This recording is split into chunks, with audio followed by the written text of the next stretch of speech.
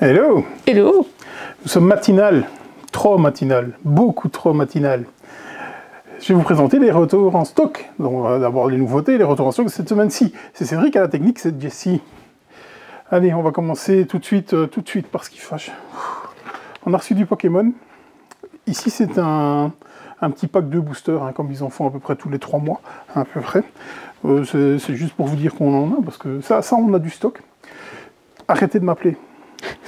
Arrêtez de m'appeler, m'envoyez plus de mails. Pour la série 8,5, 9, 10, on est ultra sold out. Vraiment, il n'y a absolument rien à vendre. Mais absolument, absolument. On a reçu nos quantités, on a été coté de 90% sur certains items. Donc, je ne suis pas magicien. Voilà.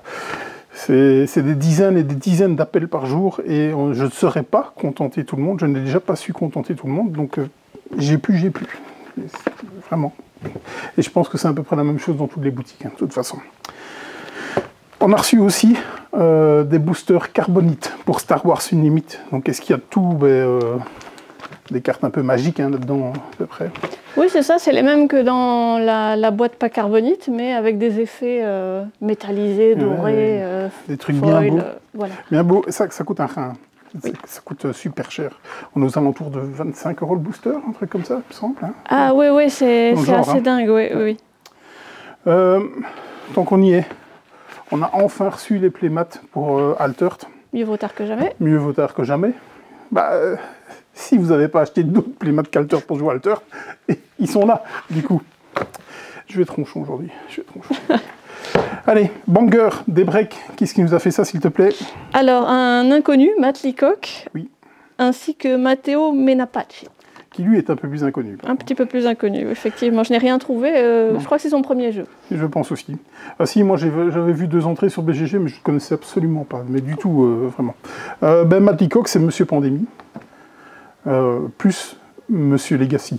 Oui, les aventuriers du rail, Legacy et compagnie. L'île interdite, c'était lui aussi. Ah, ok, ça va.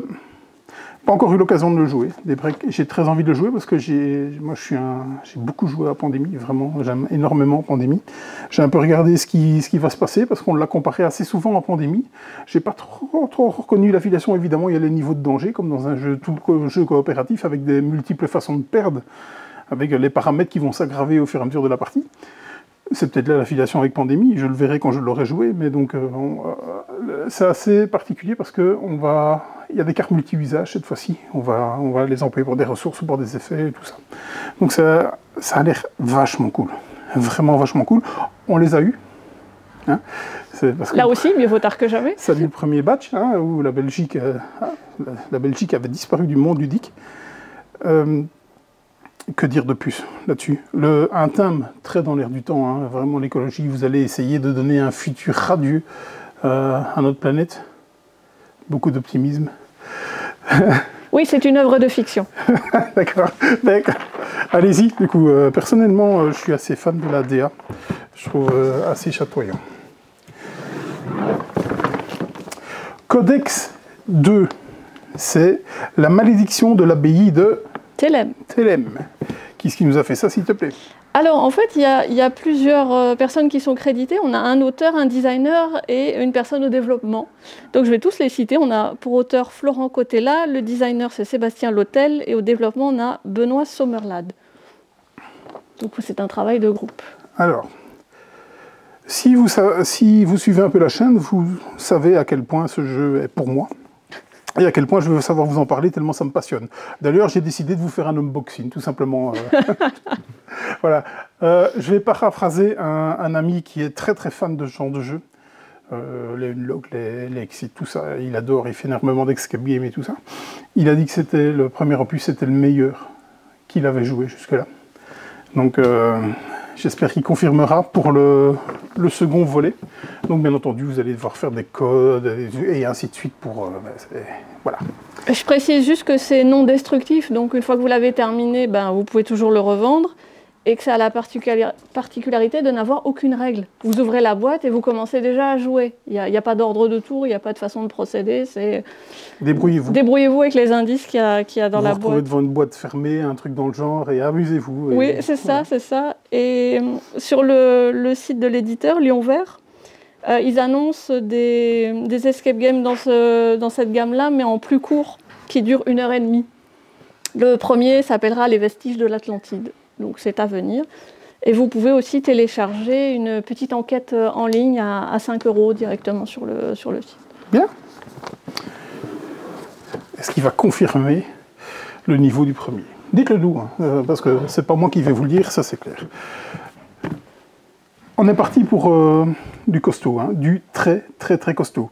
À ce sujet, on a eu plusieurs remarques la semaine passée. Donc on vous avait parlé de Bricolage Heads et de My Favorite Thing. Quand on tourne, c'est le matin, c'est le jeudi matin. Les produits sont en ligne. La vidéo est postée le vendredi matin, donc on la programme pour qu'elle soit postée le vendredi à 7 h du matin. Et malheureusement, ces jeux sont tombés en rupture sur la journée du jeudi. Donc on y travaille pour les faire revenir, ça c'est sûr. On est sur les deux. My Favorite Thing, on n'avait pas reçu nos quantités, toutes nos quantités. Ceci explique cela. Pour Bricolage Heads, il a simplement été victime de son succès. Alors ici, je vais vous parler des jeux qui ne sont déjà plus disponibles, parce que ceux que j'ai en main, donc je vous le dirai si c'est plus disponible, mais c'est aussi notre rôle de vous dire, on les a eus. C'est notre travail, c'est arrivé, on les a eus. Si ils sont déjà sold out, bah, c'est qu'à un moment donné, il y avait moyen de les commander sur le site. Et voilà, donc celui-ci est sold out. Est-ce qu'il y a moyen de le recommander? Pas pour le moment en tout cas. Il va peut-être arriver en version normale, enfin version normale, dans le circuit normal, parce qu'ici on est sur un financement participatif. Donc celui-là, de même que Molly House, c'est du financement participatif. Donc je ne me suis pas renseigné sur Innovation Ultimate, donc qui est-ce qui nous a fait ça, s'il te plaît? Carl Schudig, toujours. Schudig, oui. Donc tout est parti, hein, je vous le rappelle. Version, c'est Innovation, il a déjà quelques années à son actif. Donc c'est vraiment une refonte du jeu. Donc il a été refait, il a été rééquilibré. Ils ont remis certains petits trucs en plus dedans. Mais donc c'est normalement quelque chose de nouveau ou de remis au goût du jour. Donc Innovation Ultimate. Ça contient toutes les extensions sorties à ce jour. On a 11, je pense, 11 micro-extensions ou quelque chose comme ça dedans. J'ai noté sur mon... Ça va jusqu'à l'âge 11. Ah, l'âge 11. Voilà, mais il y a 5 extensions. Voilà, c'est ça. Okay. C'était déjà sorti en version Deluxe en 2017, mais avec seulement 4 extensions. Ok. Et ça, c'est la version super méga ultime. Ah, c'est super impératoire. Ok. Je vais aller sur Molly House directement. Là aussi, c'est sold out, financement participatif. C'est arrivé avec les figurines en métal. Donc, qui est-ce qui nous a fait ça, Molly House?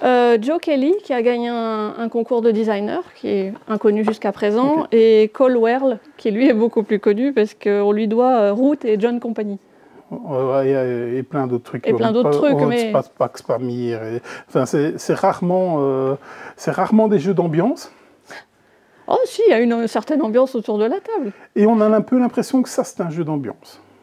Parce que c'est un jeu de bluff, de déduction, tout ça. Donc, avec des traîtres. Avec des traîtres et tout ce qui va avec.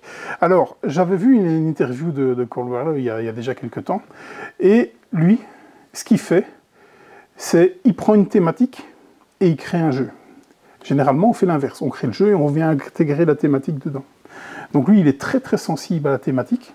J'ai lu le pitch de Molly House et ça a l'air extrêmement thématique, hein, vraiment. C'est assez unique hein, comme thème. J'avais jamais vu ça en jeu de société. Donc, je sais pas.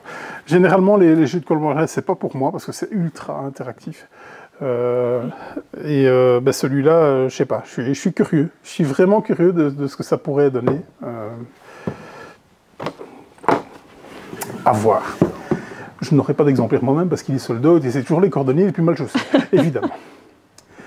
Des nouveautés qui n'en sont pas. Food Chain Magnet est revenu avec son extension Ketchup. L'extension Ketchup qui était limite introuvable à des prix décents. C'est chez Splotter, donc qui est-ce qui nous a fait ça, s'il te plaît? Alors, monsieur Jeroen Doumen et Joris Wirsinga. C'est les boss à Splotter. C'est encore disponible, à l'heure où je vous parle, clairement. Attention, Food Chain Magnet, un peu moins. L'extension Ketchup, on en a pris vraiment beaucoup de par sa rareté. Qu'est-ce que vous allez faire? Vous allez ouvrir vos fast-food en fait, dans la ville. Là aussi, c'est extrêmement interactif. Ça peut très mal se passer. J'y ai joué une fois, ça s'est très mal passé. Je n'ai eu même pas le 5e des points de celui qui était devant moi. J'avais 150, un truc comme ça. Lui, il avait 800. Enfin, c'était une catastrophe. Ah, t'étais tombé en rupture de hamburger, tu savais plus fournir les clients? Non, ce fourbe faisait plus de la publicité que moi. Ah, et donc, en fait, le marketing. Tout le jeu est quasiment basé là-dessus. C'est-à-dire que il va falloir proposer à vos clients un certain type de marchandises que vous allez mettre, donc par exemple des hamburgers avec de la sauce, avec du coca, avec des ci, avec des là, et donc au plus vous allez offrir des choses, au plus les clients vont aller vers vous parce que ce sera nettement plus alléchant chez vous, et donc il y a moyen de bien niquer les restaurants des autres. Ça peut être ultra violent. J'ai beaucoup aimé ma partie malgré cette violence, vraiment, parce que il y a... Waouh, ces mécaniques sont... C'est dingue.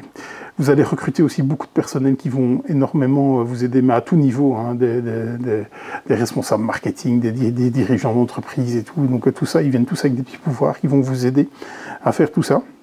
C'est du gros jeu. C'est du très gros jeu. Bah, si vous suivez un peu l'actualité de Splotter, bah, vous savez très bien qu'il n'y a pas de jeux familiaux chez eux. Hein. Et la particularité aussi de Splotter, c'est ce genre de choses, en fait. On a toujours l'impression de jouer un peu à des protos quand on joue à des Splotters. Oui, je me suis posé la question quand j'ai vu le plateau modulaire. C'est la version finale? Bien sûr, clairement. Mais c'est la réaction d'énormément de joueurs qui ne connaissent pas spécialement Splotter.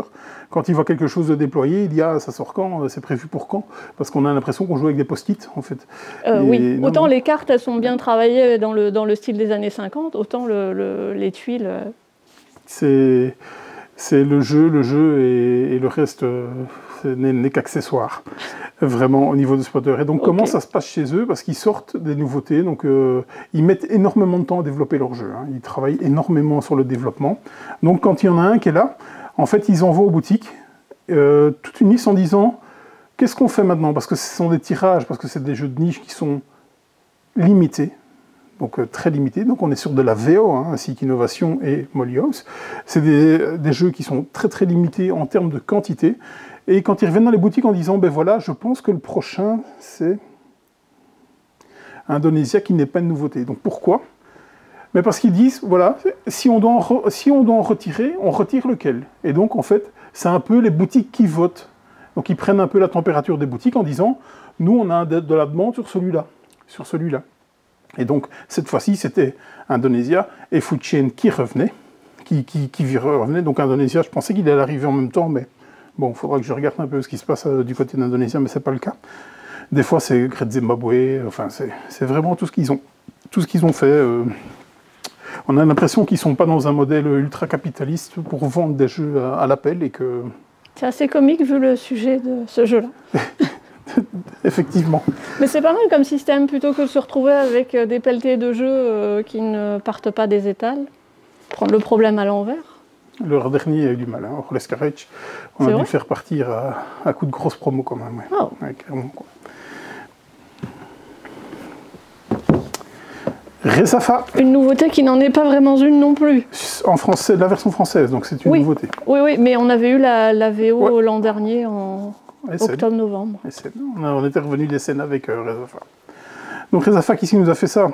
Monsieur Vladimir Suchy. Monsieur Vladimir Suchy, qui a fait une annonce détonnante hier soir, à savoir que il y aura une prochaine très grosse extension pour Underwater Cities, qui est mon préféré de chez lui, clairement. Largement de tous les temps, avec un solo aux petits oignons, incroyable. Donc, tu as quelque chose sur lui parce qu'il en a fait tout plein. Donc. Oui, il en a fait tout plein. Moi, je me souviens surtout de Woodcraft, parce qu'il est assez récent.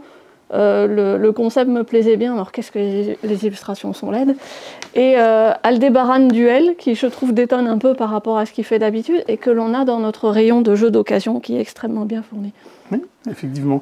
Jeu de joueurs qui était sorti chez Dinotoys.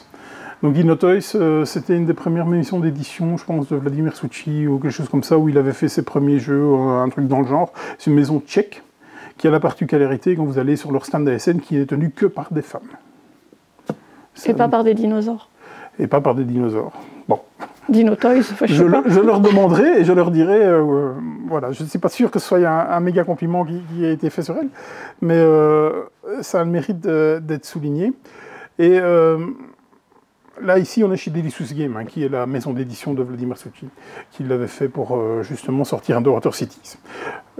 Woodcraft, tu en parlais, moi personnellement j'aime beaucoup, mais je pense que je suis un des seuls sur Terre à bien aimer Woodcraft, tellement il se fait dézinguer, c'est incroyable.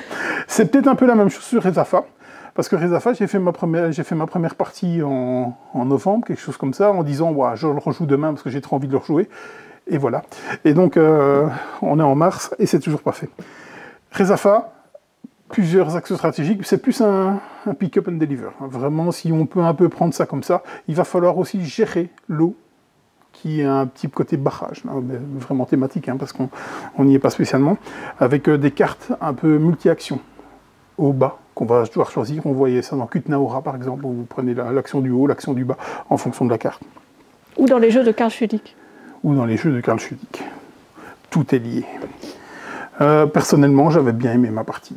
Vraiment. Et à table, on était avec Yves, qui fait partie des jeux une fois, qui avait beaucoup aimé aussi sa partie. Donc j'ai très envie d'y retourner. Mais vraiment très envie d'y retourner. Faites votre avis, c'est tout ce que j'ai à dire. C'est tout pour moi, non? Est-ce que c'est tout pour toi? Oui, ça se pourrait bien. Eh bien, je vais te laisser la place. Allez. Vas-y. Viens aider. Je prends mon copion. Je vais essayer de dire moins de bêtises. Et de prononcer les noms correctement. Ah. Vas-y, dis-nous tout. Pyramido, trésor oublié. Qui c'est qui nous a fait ça? Karl, tu en parlais, il fallait le dire correctement. Et je me plante sur un Karl. Attendez celui qui arrive. Karl Brière et Ikwan Kuno. No, one. Voilà. Pas mal. Qui nous a fait l'excellent Surfosaurus Max. Oui, c'est vrai. Et Alice Garden. Et Karl Brière qui a fait... je me demande s'il n'a pas fait Incubation. Dites-le nous. Voilà. Alors, en voyant ce jeu-là, mon premier réflexe a été, mais il n'y a pas déjà un jeu qui s'appelle Pyramido? Sorti il y a 2 ans. Oui, voilà. En fait, c'est le même jeu avec un nouveau thème et quelques différences mécaniques quand même. Nouveau thème, on est quand même pas loin. Hein. Oui, bah là, c'est pas les pyramides d'Égypte, c'est les pyramides, voilà, Inca, Maya. Ils se sont pas mouillés pour dire à quelle civilisation précolombienne ça correspondait, mais voilà. Donc c'est de l'agencement de tuiles, mais avec, comme son thème peut le supposer, un empilement. Donc vous allez faire 4 étages de dominos. On n'est pas sur des polyomino, on est vraiment sur des dominos, comme dans King Domino. Mais au lieu de vous étendre, vous allez monter. Donc vos étages vont rétrécir au fur et à mesure. De façon pyramidale. Voilà. Parce qu'il y a des petits carrés sur les tuiles et en fait on va à chaque fois en laisser un de déport. Oui, parce que le but est évidemment d'avoir les zones colorées contiguës les plus vastes. Mais ça ne suffit pas, il faut aussi que les petites gemmes précieuses qui sont incrustées, il y a un effet d'embossage sur les tuiles, soient également visibles sur le pourtour de la tuile pour quand vous empilez les dominos, vous puissiez comptabiliser les zones. Si les gemmes sont cachées, vous ne pouvez pas comptabiliser les points. À savoir qu'il y a un mode solo dans cette version-là qu'il n'y avait pas dans le jeu d'origine. Personnellement, je préfère le design du jeu d'origine parce qu'il y avait des petits marqueurs en bois qui étaient sculptés. Là, on est juste sur des gemmes en plastique coloré. J'ai pas vu l'intérieur de la boîte. J'ai joué sur BGA là, cette semaine-ci pour tester le bestiau. C'est plaisant. C'est plaisant, vraiment. À savoir qu'il fait partie d'une action Hobby Next qui devait venir avec un tapis ou quelque chose comme ça. Oui, normalement, il devait y avoir un tapis en cadeau. Qu'on n'a pas encore reçu. Donc, si vous commandez un Pyramido, on va peut-être les mettre en attente quelques jours, le temps qu'Asmodée nous fournisse l'action Hobby Next, tout simplement. Et on aura de toute façon probablement pas assez de tapis pour toutes les boîtes. Parce que comme ça, c'est comme dans toutes les actions Hobby Next. Hein. Donc, voilà. Vous en commandez... on en commande X et on a X maximum. Donc c'est les premiers arrivés, premiers servis. Généralement, il faut faire des petits concours sur la page Facebook pour avoir l'action Hobby Next ou quelque chose comme ça. Carrément. Carrément. Et le deuxième bébé qui était très attendu, Saint Seiya, l'extension Hades. Maxime Babad, Babad, oui. et Nicolas Badou. Qu'est-ce qu'ils nous ont fait? Ben, moi, j'ai trouvé que ça. Eh ben, Nicolas Badou, il a fait un jeu qui va sortir incessamment sous peu, on l'espère, sur Dragon Ball Z. Dragon Ball Z Duel Battle, qui devrait sortir également chez l'éditeur, mais comme Yoka on ne sait pas trop... Baitsume, c'est quelque chose, hein, ça. Alors, ouais, c'est... Yoka est une subdivision de Tsume qui fait normalement de la sculpture de figurines de licence d'animé. Avec énormément, qu'est-ce que je dis, avec des faillites, en fait, dans les maisons mères, et donc... L'avenir est incertain. Ouais, c'est ça. En tout cas, apparemment, pas au niveau du jeu de société, apparemment. En tout cas, le jeu Dragon Ball est toujours annoncé, mais il est annoncé en précommande, mais il aurait dû rentrer en production déjà en été dernier, et là, il rentre seulement en production maintenant. Donc, c'est... Moi, la dernière news que j'ai trouvée remontait à mars 2024. Je leur souhaite le meilleur. Et également pour ceux qui ont précommandé le jeu, on espère qu'ils le verront arriver. Mais bon, tout arrive, hein. Saint Seiya, ça faisait aussi un bail que les gens l'attendaient. D'ailleurs, quand tu as téléphoné aux clients qui l'avaient précommandé, ils sont venus le chercher dans la journée tellement ils étaient impatients. Ah oui, ils étaient chauds là. Alors, ça nous amène en fait un nouveau plateau de jeu, une nouvelle rivière de cartes, le Styx, parce que le thème, voilà, qui va amener des cartes spectres, qui sont des chevaliers renégats que vous allez devoir combattre, mais vous ne pourrez pas les ajouter à votre deck comme vous le faites avec les autres chevaliers. Ils sont juste là pour pourrir votre main avec des effets. Et il y a un petit système de déplacement sur ce plateau secondaire qui fait que vos héros, à un moment donné, vont rencontrer les cartes de renégats et vont pouvoir s'en débarrasser. Parce que s'ils sortent du plateau, s'ils brisent le sceau de la porte des enfers, ils sortent du plateau, et là, ils commencent à pourrir votre main avec des effets négatifs. Donc ça, c'est une des nouveautés principales. L'autre nouveauté, c'est la possibilité de jouer en duel. Parce que, oui, tu avais raison, c'était un jeu tout à fait compétitif dans la boîte de base. Par contre, si tu avais l'extension Poséidon, tu pouvais jouer en coop. Okay. Et avec l'extension Asgard, tu pouvais jouer en solo. Ben voilà. Voilà. La boucle est bouclée. Donc là, ça permet de jouer en duel, donc l'équipe des Chevaliers d'Or, les gentils, contre les Chevaliers d'Or renégats qui sont tombés aux enfers. Et Maxime Babad a sa petite chaîne YouTube où il explique vraiment en détail, donc si vous êtes intéressé par les nouvelles mécaniques, il va vraiment faire tout le détail de ce qu'il y a dans la boîte et de comment ça fonctionne. Voilà, il est là et on en a quand même quelques-uns. Ben oui, parce que... on a pris nos précautions. Ce ne sera pas forcément réimprimé. Déjà ça, mais c'est plus une erreur en fait. Parce que quand mon fournisseur m'a téléphoné en disant on a reçu Hades, t'en veux combien? Donc je lui ai dit une certaine quantité. Et on a parlé d'autres choses et tout ça. Et puis après, moi j'ai validé sur le B2B ma quantité, sauf que lui il avait déjà noté la quantité, donc on a une double quantité. Mais maintenant, voilà, il y en a plus qu'il en faut. Étant donné que Poséidon s'est vendu d'une façon phénoménale, je suis pas tellement stressé sur les quantités qu'on a pour Hades, clairement pas, quoi. Est-ce qu'il y a toujours possibilité de commander la boîte de base pour ceux qui prendraient le train en cours de route? C'est une question que je dois regarder. Donc en tout cas, ils sont encore sur le site de mon fournisseur. De là à dire qu'ils sont de stock chez lui, ça je n'en sais rien. En tout cas, ils sont toujours indiqués sur le site de l'éditeur. Oui, chez mon fournisseur aussi en tout cas. Mais ça, je n'ai pas... on n'en a plus pour le moment. Et effectivement, généralement, voilà, c'est comme ça, vous avez une idée de mon état de fatigue. Quand je commande des extensions, je fais en sorte qu'on ait les jeux de base aussi. Et on n'a pas les jeux de base. Mais il y a une possibilité. Voilà, tout espoir n'est pas perdu. Oui, bien sûr. On va regarder à ça. Voilà. Les retours en stock? Les retours en stock, tant que j'y suis. Le mini Gloomhaven Buttons and Bugs. Celui-là, c'est le soulevé. Oui. Parce que les autres, elle me dit, viens, c'est pour toi. Voilà. Celui-là, il fait mon poids, donc ça va, c'est facile. Oh, je ne sais pas comment je dois le prendre, vu la taille du bousin, quoi. Oh non, il n'y avait pas de... la vanne était plus pour moi que pour toi. Donc c'est un jeu à part entière. Hein. C'est Gloomhaven de poche. C'est un jeu complet, uniquement en solo, uniquement en anglais. Bon, c'est pas de l'anglais très difficile, mais bon, voilà. C'est vrai, ils ont rectifié ça parce que j'avais un ami qui était parfaitement bilingue et qui avait joué au Gloomhaven de base en anglais, et qu'il disait que c'était vachement costaud au niveau de la narration et tout ça, qu'il y avait c'était du vieil anglais en fait, et c'était plus de l'anglais usuel. D'accord, alors je précise, vraiment du mal, quoi. Pas pour la narration, effectivement, c'est effectivement, comme tu dis, c'est à l'ancienne, mais le système de règles et les termes techniques, ça c'est abordable. Ok. Donc voilà, dépêchez-vous, parce que ça, on n'en a pas beaucoup. Et, non, on n'en a pas beaucoup. Il ne faudrait pas qu'il y en ait un qui tombe dans ma poche par accident. Par accident.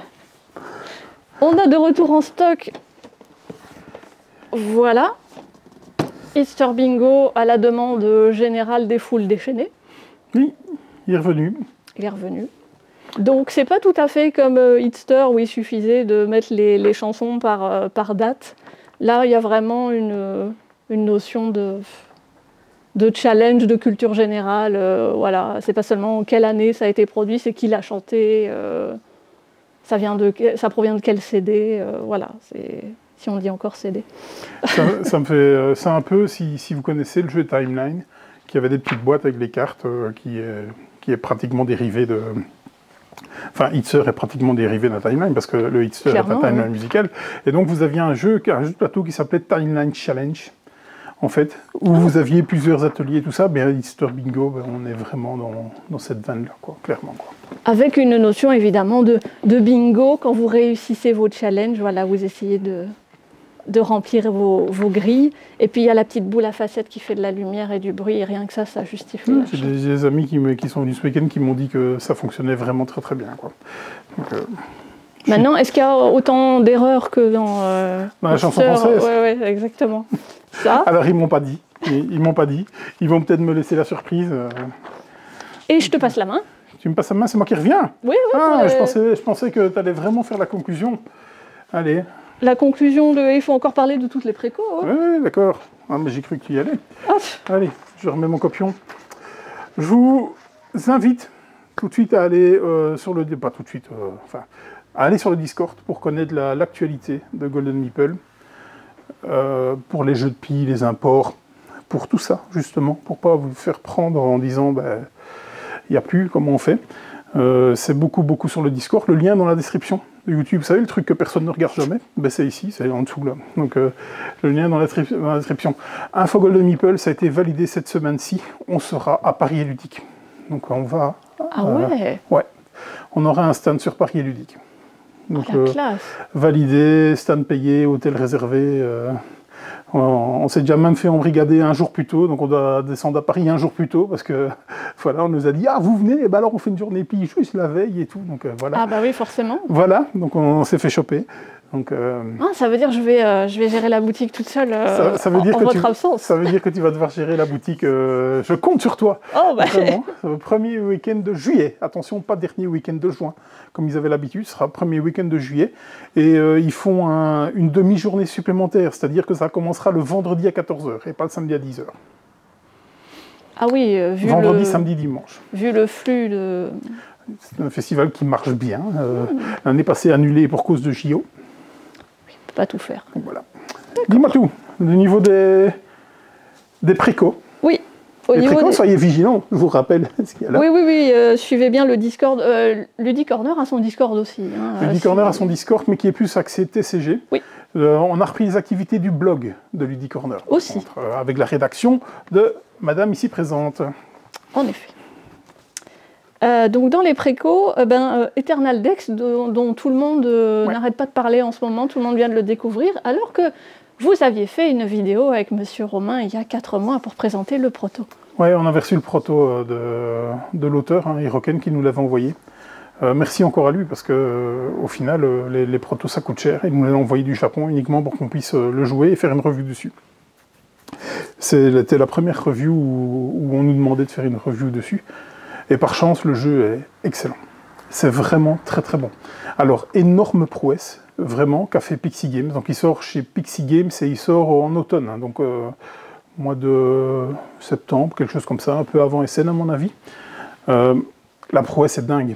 Il est à moins de 30 €. C'est affolant. Pour la qualité du matériel, le tapis en tissu non, et tout. le tapis sera apparemment pas en tissu. Ah. Alors, ils ont fait ce qu'ils ont pu, mais à mon avis, ils n'y arriveront pas. Et donc, ils ont préféré aller vers des prix très, très démocratiques. avec un plateau de jeu, tout simplement. C'est bien dommage parce que le tapis de la version originale était juste magnifique. Mais oui, c'est ça. Mais... C'était pas un playmat, c'était une espèce de tissu. Mais oui, c'était un grand mouchoir. et en fait, sans pli. En fait, il prenait bien la forme de la table, mais bon, le prix, c'était pas le même. Hein. C'était pas le même du tout. Ça aussi. C'était pas le même du tout. Et donc, Eternal Deck, je ne saurais que trop vous le recommander. C'est une de mes attentes de 2025. Je suis très très chaud, même si on a un exemplaire qu'on peut jouer. D'ailleurs, on le fait tourner, l'exemplaire, on l'a envoyé en France pour qu'il puisse être testé, tout ça. Donc, mais c'est pas vraiment un jeu de pli. C'est pas un jeu de pli du tout, hein. C'est un jeu coop, hein. Vraiment. Communication limitée, ce que j'adore. Ouais. Sauf avec Romain. Il a la communication et nous on est limités. Un autre jeu qui a fait parler de lui au récent festival de Cannes, Medical Mysteries. Oui, il paraît qu'il est juste excellent. Bah, c'est toujours pas pour toi, parce que c'est de l'enquête de la déduction. Oui, c'est ça, enquête-déduction, comme son nom l'indique. Dans le milieu médical. Dans le milieu médical. Bah, ça, c'est la version New York, mais on suppose qu'ils sortiront la version Miami plus tard. Bah, à mon avis, il va en avoir quelques-unes. Hein. C'est un peu comme les Gulti. Hein. On avait Houston et puis, je sais plus c'est quoi le deuxième, Monte Carlo. Oui, c'est ça. Ouais, c'est ça. Ensuite, Kelp. Oui. Jeu qui est en financement participatif, qui commence à être livré, et il arrive dans un mois, quelque chose comme ça. Il a eu bien buzzé à Cannes, jeu à deux, avec un matériel assez dingue, apparemment. Et complètement asymétrique. Je suis très très chaud, vraiment. Parce que là, vous jouez une pieuvre qui, elle, va essayer de s'échapper, se camoufler, et elle fonctionne avec des tuiles, contre un requin pyjama. Je ne savais pas que ça existait. Qui, lui, va agir comme un prédateur et qui fonctionne avec un pool de dés. Ok. Voire un poulpe de dés. Ouais, un poulpe de dés. J'ai cru que tu allais le faire. Oui. J'étais tentée. Dans un genre différent, El Burro. Oui. Je ne sais pas rouler les R à l'espagnol, mais voilà. El Burro, il y a un bûcher à laurier sur El Burro, déjà, donc, sur la chaîne, allez le voir. Je vous dirais bien que je le mets là, mais c'est pas vrai parce que je fais pas de montage, donc je pose la vidéo brute. Donc allez le voir, El Burro, donc c'est un jeu dans l'univers de la Granja. Donc on est reparti sur très très fort sur ce qu'elle a fait la Granja, adapter certaines choses. Moi j'ai beaucoup aimé, parce que j'aimais déjà énormément la Granja.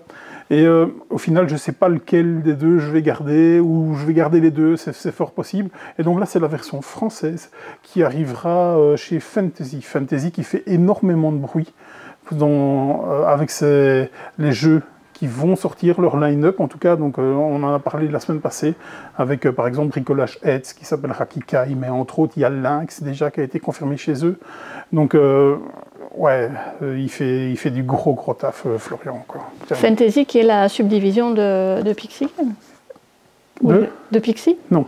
Non. Alors, Florian, avant, je pense qu'ils étaient deux au sein de Silex. Ils avaient fondé Silex. Et donc, il y a eu séparation. Donc, Silex continue de son côté. Et lui, Florian, crée Fantasy et continue les très, très gros jeux. Force à lui. Toutes mes confuses. Il y avait un X dans Pixie et dans Silex, et voilà. Voilà, c'est ça. On a ensuite du jeu japonais de Monsieur Sashi et Daryl Cho, Come Sail Away. Ouais, que j'ai pu tester au mois d'août de l'année passée. Jeu familial intermédiaire, très très sympa, vraiment bien. J'ai pas arrêté de tricher toute la partie parce que j'avais confondu une icône et malgré tout je n'ai pas gagné. Donc c'est incroyable. Et le petit dernier, Finspan. Oui, le petit dernier de tout ce qui se passe avec Span. Oui. Donc on était les oiseaux, les dragons, et maintenant ce seront les poissons. Donc, et celui-là sera fait par Elisabeth Arcra, je pense, de mémoire. Ce qui n'était pas spécialement le cas de Wyrmspan, il me semble. Elle avait bien entendu travaillé dessus. Mais ça c'est pareil, elle est créditée, mais c'est David Gordon et Michael O'Connell qui Ok, pourtant je l'ai vu dans les auteurs. Donc, oui, elle est bien notée. Ok. Est-ce que ça vient avec les ressources de luxe ou c'est la boîte de base Alors ce sera J'ai pas toutes les infos là-dessus, c'est la boîte de base, mais en tout cas, nous, on a déjà commandé chez notre fournisseur. On a commandé les Finspan, c'est pour bientôt, hein, c'est pour dans pas très longtemps, je pense, hein, dans quelques semaines, 2-3 semaines. Bon, on est toujours à 2-3 semaines près, comme ils ont aussi. Matago, ils ont aussi engagé Jean-Michel à peu près hein, pour les dates de sortie. Mais non, donc nous, on les a commandés chez notre fournisseur étranger, parce que je les ai pas encore vus chez notre fournisseur classique, qui sont les kits de ressources pour Finspan. Donc nous, on en a commandé, donc on espère que ça arrivera incessamment sous peu. Avec Finspan, du coup, on espère. On espère. C'est mieux quand ça arrive en même temps. Oui. Pour les précos, c'est bon. Un petit mot sur le planning des événements à venir. Oui, samedi, les AP Pokémon. Donc l'AP du 7-9 de Pokémon. Mardi, dis-moi, il faut me rappeler, Altert. Oui, Win a Box. Ouais, vous allez pouvoir gagner un display d'Altert. Mais il y a 2 tournois, il me semble. Il y a un Lorcana, je pense, non? Il y a un Lorcana gigantesque aussi. Oui, Lorcana gigantesque. Gigantesque, c'est le concept que Samuel a développé. En fait, on fait les grosses poubelles, tout simplement, parce qu'on ne sait pas quoi foutre avec tout ce qu'on a.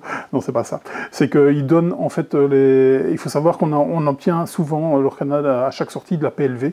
Donc la PLV, c'est quoi? C'est des énormes posters, énormément pour en faire de la promotion, des roll-up, ce genre de choses. Et plutôt que de les mettre au rebut, au pilon, parce que quand c'est terminé, eh bien en fait là on vous donne l'occasion de le gagner. Donc c'est quelque chose qui est un peu, je ne peux pas dire immatériel parce que c'est du matériel, mais qui n'a pas spécialement de valeur en fait. Mais pour les gens qui aiment collectionner, vous vous retrouvez avec un roll-up promotionnaire d'une série antérieure, hein, s'entendre bien. C'est quelque chose de plutôt pas mal, quoi. Donc, et ça fait partie de la dotation, c'est pas quelque chose que vous payez. On vous demande pas de payer 20 € pour le tournoi et que vous n'avez pas de carte. Si vous payez l'entrée du tournoi, je sais pas c'est combien, c'est Samuel qui s'en occupe. Par exemple, on va dire 12 €, mais vous avez 2 ou 3 boosters, donc vous avez votre achat en équivalent et ça devient en plus, donc c'est pas comme si on vous vendait la publicité, hein, c'est pas ça du tout. Oui, vous repartez de toute façon pas sans rien, oui, et le reste c'est du bonus. Ouais. Oui, voilà, c'est ça, c'est clairement ça. C'est ça l'optique, en fait. Eh bien, on est bon. On a tout dit. Je vérifie mon petit... Ah, ben, on a tout dit, voilà. Le mot de la fin, madame. Je n'y ai pas réfléchi. Je n'y ai pas réfléchi. À bientôt. Salut.